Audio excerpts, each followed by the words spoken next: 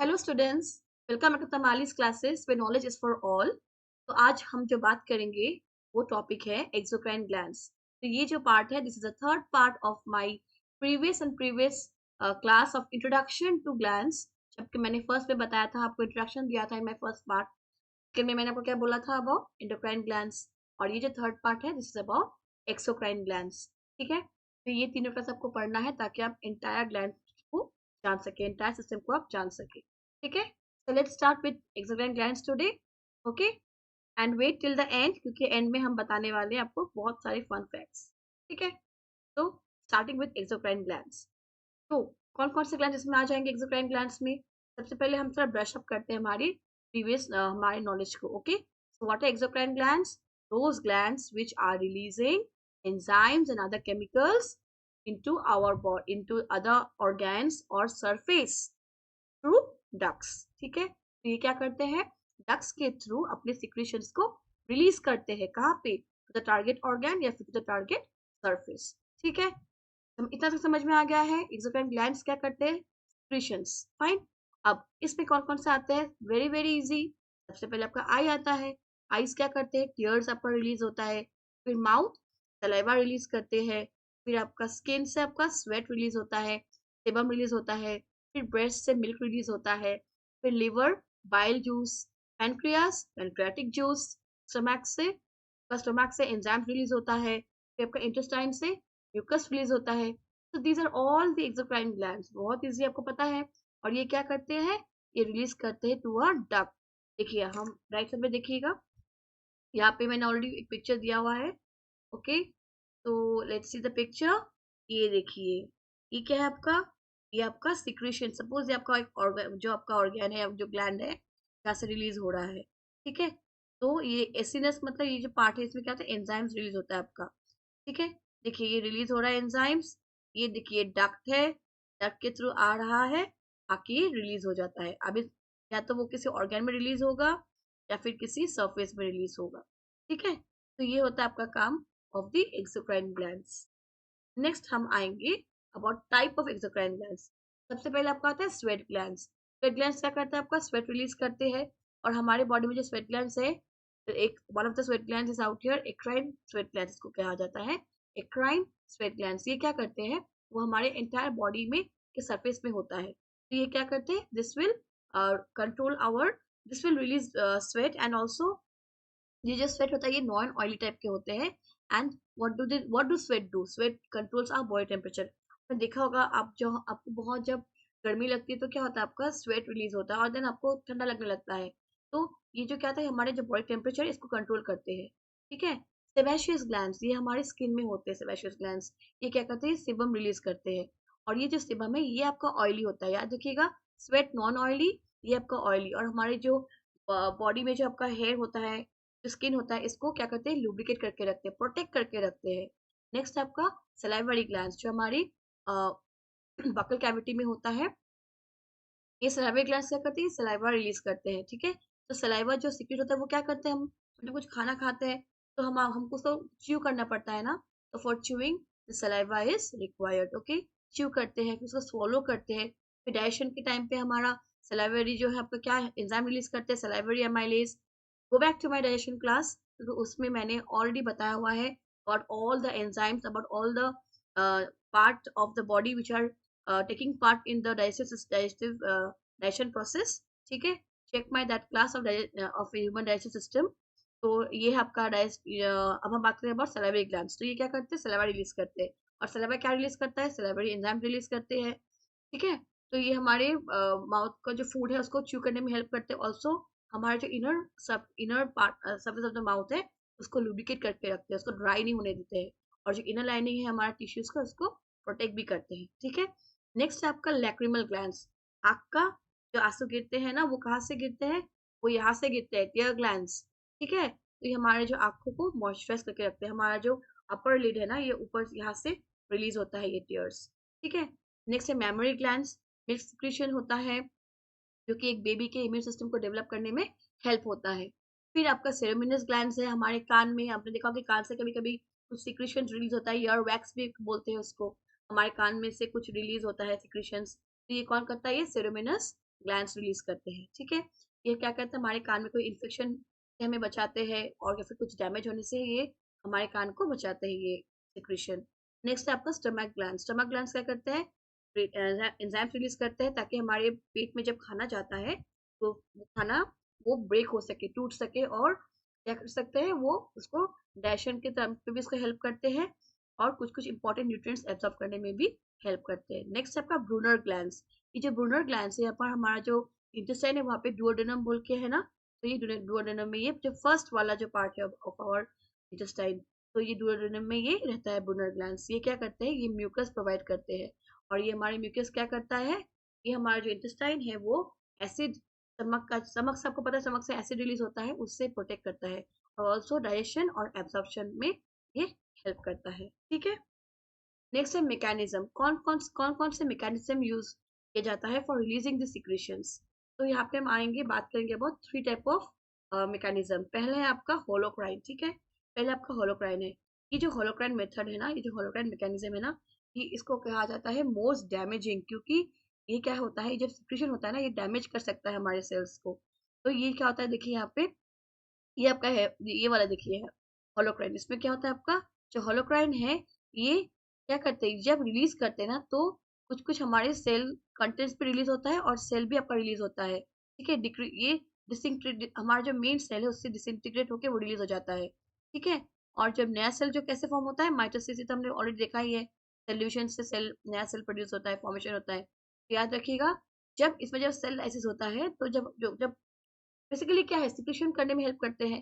तो जब सिक्रेशन जब हेल्प करते हैं, तो क्या होता है, इस along with secretion cell lysis क्या करता है, हमारे साइटोप्लाज्म के कुछ कंपोनेंट, और जो सेल मेम्ब्रेन के कुछ कंपोनेंट्स के सेल के कुछ पार्ट भी रिलीज कर देते हैं, जिसकी वजह से डैमेज कर देता है ये सेल को। नेक्स्ट है हमारा मेरोक्राइन। देखिए मेरोक्राइन सबसे पहला वाला, ये जो है ये लीस्ट डैमेजिंग है, ये बिल्कुल भी डैमेज नहीं करता है। और इसमें क्या होता है, क्या प्रोसेस इसमें यूज होता है, एक्सोसाइटोसिस। याद रखिएगा, ये जो होलोक्राइन है इसमें क्या होता है आपका सेल लाइसिस, ठीक है।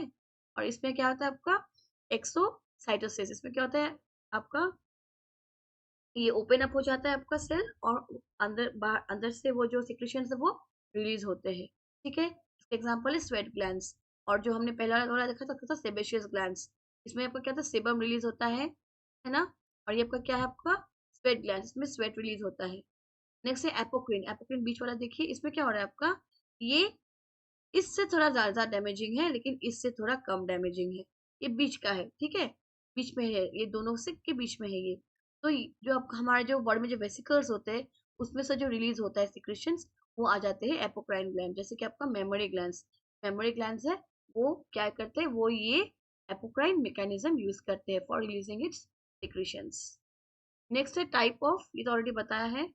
Next disorders. क्या क्या डिसऑर्डर्स है जिसकी वजह से हमारा एक्सोक्राइन ग्लैंड्स इफेक्ट हो सकते हैं। सबसे पहला है आपका हाइपरहाइड्रोसिस, ठीक है। अगर बहुत ज़्यादा बॉडी में स्वेटिंग होता है, कभी कुछ लोग देखते होंगे आप बहुत ज़्यादा स्वेटिंग करते हैं, तो क्या होता है कि उनके बॉडी के स्वेट ग्लैंड्स जो है बहुत ज़्यादा स्वेट रिलीज करते हैं, बहुत ज़्यादा स्वेट प्रोड्यूस करते हैं जितना ज़रूरत नहीं है, तो वो कंडीशन को बोलते हैं हाइपरहाइड्रोसिस। फिर एक है आपका ब्रॉम हाइड्रोसिस। में क्या होता है, बहुत ज़्यादा बॉडी स्मेल निकलता है, एक्सेसिव बॉडी ऑर्डर होता है, ठीक है। क्योंकि कभी कभी क्या होता है, हमारा बॉडी से जब बहुत ज़्यादा स्वेटिंग होता है, तो वो जो स्वेट होता है वो, और वो ड्राई हो जाता है बॉडी में, तो क्या करता है, तो उससे बैक्टीरिया आ जाता है। बैक्टीरिया क्या करते हैं, उसको ब्रेक करते हैं स्किन को, जिसकी वजह से बहुत ज़्यादा ऑर्डर होता है, ठीक है।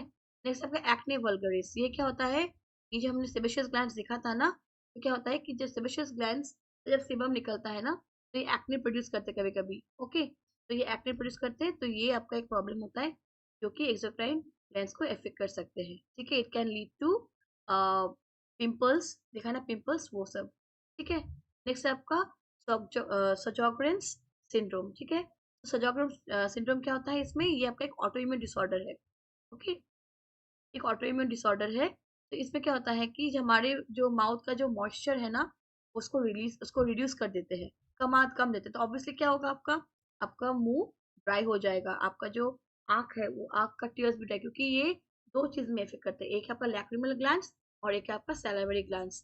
तो सैलिवरी और लैक्रिमल दोनों ग्लैंड्स को ये क्या करते हैं, ये उसका जो सिक्रेशन होते हैं उसको कम कर देते हैं, जिसकी वजह से आँख और माउथ दोनों ड्राई हो सकते हैं। ये बहुत ही खराब है, ठीक है, नॉट गुड। नेक्स्ट आपका मेमोरी डक्ट एक्टेशिया। इसमें क्या होता है आपका, जब मिल्क डक्ट्स है वो कभी कभी स्वेलिंग हो जाता है, कभी कभी थिकन हो जाता है, स्वेलिंग हो जाता है, और इसकी वजह से क्या होता है, मिल्क नहीं रिलीज हो पाती है, ब्लॉकेज हो जाती है, तो इसको बोलते हैं मेमोरी डक्ट एक्टेशिया। नेक्स्ट आपका सिस्टिक फिब्रोसिस, जब आपने सुना ही होगा। इसके ये क्या होता है कि हमारे जो लंग्स में कभी कभी, लंग्स और पैनक्रियास में क्या होता है, म्यूकस जम जाता है, म्यूकस बिल्ड हो जाता है, ठीक है।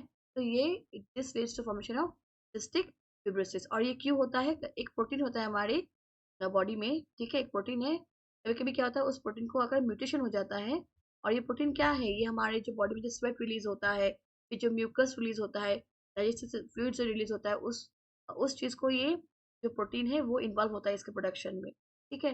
कभी कभी उस प्रोटीन को अगर म्यूटेशन हो जाएगा तो क्या होगा, it may lead to the accumulation of mucus, ठीक है, तो वो it will form cystic fibrosis then, okay. Next आपका Brunner gland hyperplasia.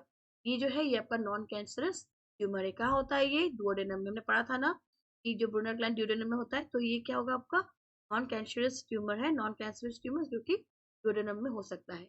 Next next आपका पैनक्रियाटाइटिस।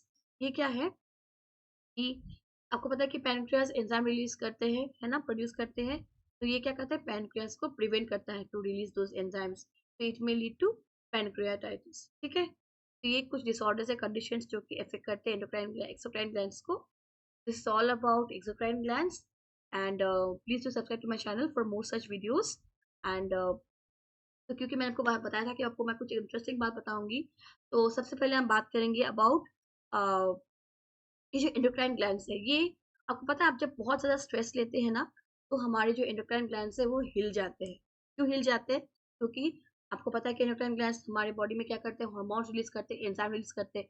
हम जब बहुत स्ट्रेस लेते हैं ना, तो हमारी बॉडी में ये जो रिलीज है, ये जो सिक्रीशन है बहुत ज़्यादा हाई हो जाता है, नॉर्मल से ज़्यादा हाई हो जाता है, and this can cause problem in our body, okay. ये कभी कभी हमें ये प्रॉब्लम भी कर सकता है बॉडी को, इसलिए स्ट्रेस नहीं लेना है, ये पहला बात। दूसरा बात है कि आपको पता है कि अल्कोहल लेने का क्या क्या होता है अल्कोहल से। आप अल्कोहल लेंगे तो आपका लीवर डैमेज हो सकता है ना। तो एक और कुछ और चीज़ें जो इफेक्ट होता है अल्कोहल लेने से, हमारे एंडोक्राइन जो ग्लैंड्स है वो बहुत इफेक्ट होते हैं अल्कोहल से। जैसे कि मेल्स में आपका टेस्टोस्टेरोन लेवल कम कर देता है, फिर आपका जो कैल्शियम लेवल्स है वो कम कर देते हैं, है ना, ऑस्टियोपोरोसिस हो सकता है। तो ये सब कुछ कुछ चीज़ें हैं जो इफेक्ट होते हैं बिकॉज ऑफ अल्कोहल, वो भी ध्यान रखना है। तीसरी अब हम बात करते हैं कुछ फन फैक्ट्स के बारे में। अच्छा, जब हम लोग शुगर टेस्ट करने जाते हैं तो हम क्या करते हैं, हम जाते हैं क्लिनिक में, जाते हैं शुगर टेस्ट करने के लिए, और कैसे करते हैं, ब्लड टेस्ट से, है ना। आपको पता है बहुत साल पहले शुगर टेस्ट कैसे किया जाता था, by testing urine. Yes, by testing urine. सोचिए, आप यूरिन को टेस्ट करना पड़ता था ताकि बता सके कि आपको शुगर है कि नहीं। कैसे, क्योंकि जो यूरिन है उसमें कुछ आपका कुछ एक टेस्ट होता है, ठीक है, एक स्वीटनेस होता है, इसकी वजह से आप बोल सकते हैं कि आपको डायबिटीज है कि नहीं, शुगर आपका लेवल हाई है कि नहीं। ओ माय गॉड, सोचिए। फिर आपका एक और है बात है कि हमें पता है कि एक्सपेरिमेंट्स जो ये जो एंडोक्राइन ग्लैंड्स है, हमने देखा हो कि जो जेनेटिक एक्सपेरिमेंट्स होते हैं उसमें हम लोग लैब में क्या क्या बहुत सारे एनिमल्स यूज करते हैं ना। लेकिन जब हम एंडोक्राइन ग्लैंड्स की बात करते हैं, जो साइंटिस्ट लोग जब पहले बहुत टाइम पहले जो एंडोक्राइन सिस्टम के बारे में, जो एंडोक्राइन ग्लैंड्स के जब काम करते थे, and they used to take dogs as an experiment organism, ठीक है। तो ये कुछ इंफॉर्मेशन है, फैक्ट्स है। तो आई होप आपको अच्छा लगा होगा। तो keep watching my biology videos, and click on the bell icon, subscribe my channel for more videos, and I hope you have liked it. So have a nice day and keep watching. Thank you. Bye bye.